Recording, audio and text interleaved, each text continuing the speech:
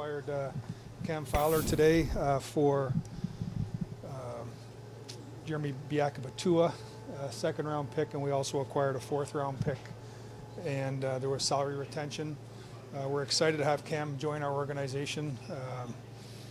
When you look at our team right now, we've been had four guys playing a lot of minutes most nights, and I just felt that wasn't going to be sustainable moving forward. Nick Leddy, his situation is up in the air. I feel for Nick. He's wants to be on the ice, but we've been day to day with that now for the better part of 2 months, and it's difficult for Nick, but it's also difficult on the coaches and the players. And so I just felt that it was the right time to support this group, add an experienced player that can help alleviate some of the ice time. I say this with a smile on my face. As I said, we're playing our top four guys 25 minutes, and one of them's going to be 40 soon. So I'm not sure how sustainable this was moving forward. So it just brings another quality player into our group with experience. And then when Nick is ready, we'll have an experienced group back there. And when we started this process of building, being competitive today and building for the future, I look at Theo Lindstein, a first-round pick, and then our 2 second-round picks last year.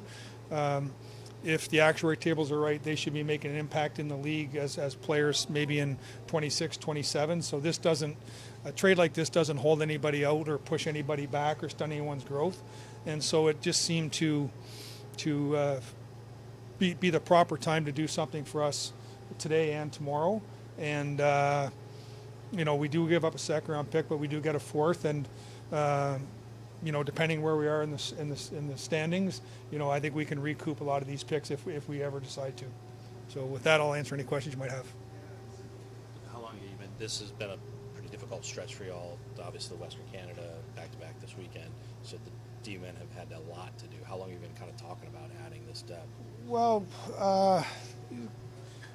it's only been about the last few weeks, just because of again, I feel for Nick because he takes a step forward and it's very positive, and then something will happen and we'll pull it back a little bit, and there didn't seem to be any defined timeline on this, and I'm hoping he plays next week, but I can't guarantee that. So it's something that we talked about, and we are in a tough stretch right now, and the whole league goes through this. I think we're in 13 games in 13 different cities in all 4 time zones, so the guys are getting worn thin, and I think we saw that last game, and we play tonight and then go home and play at 5 o'clock tomorrow, but everybody deals with that, and but I think we were taxing a small number of players too much.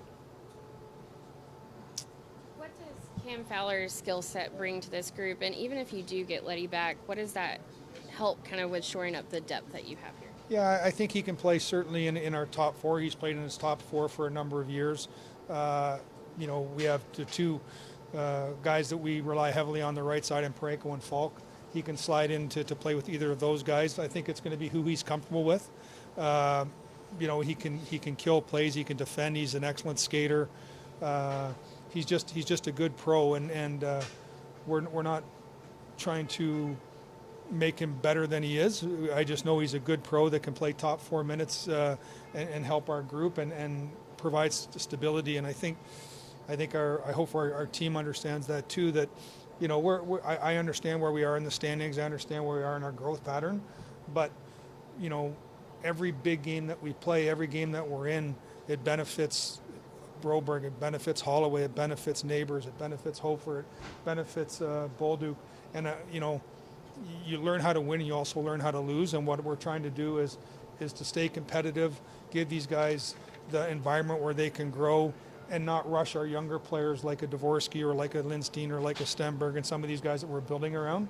That's the hard part of what we talked about a couple of years ago. Is we're trying to do something, and you draft those guys, but it doesn't make them ready faster. They're going to be ready in 3 or 4 years after they draft them, and we're a year and a half into that now. So we're just trying to, again, stay competitive and push. And, I understand, people say, no, go right to the bottom, but that's not how we're built, and that's not something that we believe is good for our organization. And it just 7, 8, 9 year, in the bottom 2 or 3, 4 in the league.